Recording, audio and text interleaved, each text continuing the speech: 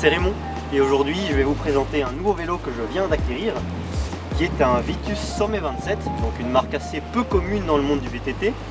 Un VTT qui est largement sous les 2000 €, un VTT enduro avec beaucoup de débattements. Donc Vitus est une marque qui a été créée dans les années 70 en France, qui est surtout connue pour les vélos de route. Mais il serait bête d'ignorer leur gamme de VTT qui a convaincu déjà bon nombre de riders toutes catégories. Eh bien, cette marque de vélo est uniquement distribuée sur 2 sites internet qui sont Chain Reaction Cycle et Wiggle. Donc les entrepôts se situent au Royaume-Uni.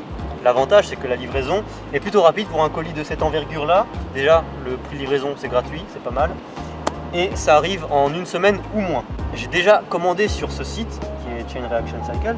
J'ai eu beaucoup de bons retours déjà d'autres gens et de moi-même, vu que j'ai beaucoup aimé, à chaque fois ça arrivait bien, rapidement.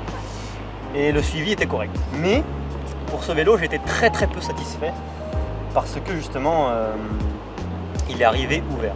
Je suppose que c'est la douane. Donc maintenant on va parler de comment le vélo est arrivé.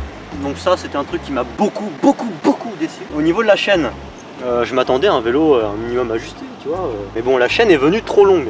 Ce qui fait que bon, j'ai dû prendre mon dérive chaîne, nanana. C'est vraiment hyper chiant. Pas hyper chiant, mais c'est-à-dire que quand tu as un vélo neuf, bon, je veux que ça soit bien. L'autre défaut, c'est que le serrage de certaines vis a été négligé en fait. Moi je parle pas de tout ce qui est réglage de potence, pédale, enfin ça c'est normal. Ça c'est à nous de régler. Mais quand c'est des petits trucs comme les vis du guide chaîne, on n'y pense pas forcément, mais et du coup y a une vis qui est tombée. Et pareil pour la vis de rebond de la fourche. Donc réglage rebond qui doit être juste là. Pour ces vis là, j'ai fait appel au SAV. Ils ont plutôt rapidement répondu et ils m'ont envoyé d'autres produits du style un autre guide chaîne. Bon concrètement j'en avais pas besoin. J'ai trouvé une vis de remplacement chez moi. Mais bon c'est quand même un geste super sympa et je dirais que c'est totalement pardonné. C'est des petits détails mais voilà, ça compte.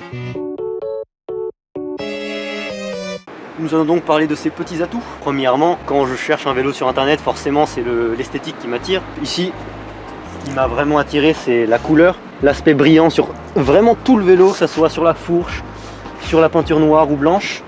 Et le biton également qui me plaît beaucoup. Ce qui donne aussi un effet de sobriété, mais que je surkiffe. Surtout, rien que ce logo là, je le trouve tellement beau.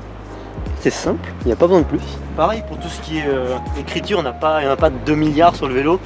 Ça reste sobre, c'est du Vitus. Hein. Ça c'est les goûts et les couleurs. Maintenant on va passer plus à un aspect technique au niveau du prix du vélo qui est de 1550 €. Chez la concurrence ça va plus être 2000 et plus pour avoir un niveau d'équipement similaire. Je peux parler du cadre qui est en format boost, c'est-à-dire des moyeux boost, un moyeu de 110 mm à l'avant et de 148 mm à l'arrière, donc plus de rigidité dans la jante. Les jantes qui sont extrêmement larges, donc 29 mm de large quand même, ça fait beaucoup et ça donne un petit aspect fat bike. Ce que j'aime bien aussi, c'est que souvent les pneus sont négligés sur beaucoup de modèles de vélo, alors qu'ici ça vient vraiment avec des pneus tubeless ready, assez haut de gamme, de chez Maxxis. Donc la référence exacte, tout ça je mettrai dans une liste dans la description, ne vous inquiétez pas. Je peux également parler des suspensions. Ça c'est mon gros coup de cœur. Fourche de 170 mm de débattement à l'avant, une Manitou Matok sublime avec beaucoup de réglages qui sont fort appréciables. Donc ici on a quoi? On a 3 modes.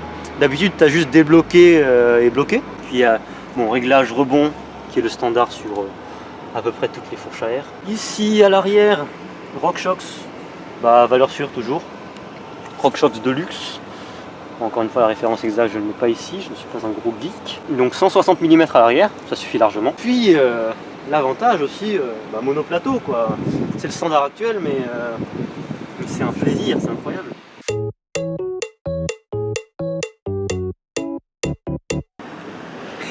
Maintenant je vais parler des petits downsides. Pour le pédalier, il est très beau, il est très bien, direct mount. En fait il y a tout ce qu'il faut, mais les pièces sont chères quoi. Si je veux remplacer le plateau, je dois payer 30 €, alors que sur mon ancien vélo avec 4 trous, limite je pouvais acheter un plateau à 5 balles sur AliExpress, je m'en battais les couilles.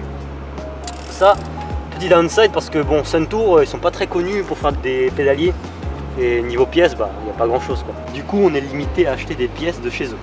Ça, c'est l'aspect que j'aime pas trop. Au final, j'aurais préféré un groupe SRAM NX11 complet. Donc, ici, la cassette, ce n'est pas du SRAM. La chaîne, c'est du KMC. Ça, c'est du Sunrace. Donc voilà, bon, ça, c'est des petits défauts, mais il faut bien qu'ils économisent quelque part pour mettre le vélo à ce tarif-là. Mais bon, c'est vraiment pas dérangeant et pour le prix, je pense qu'on peut pas trop s'en plaindre. Il y a aussi un truc que j'aimerais dire au sujet du freinage, qui est excellent, hein, pas de problème, progressivité, puissance, c'est pas mal. Mais pour un vélo de cette catégorie-là enduro, je prendrais d'autres choses, j'améliorerai un petit peu plus tard.